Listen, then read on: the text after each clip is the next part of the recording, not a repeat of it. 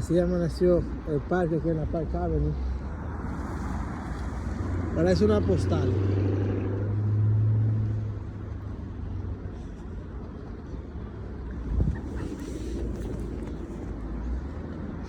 Parece un sueño.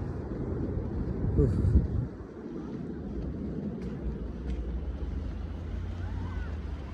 Las personas jugando, los niños.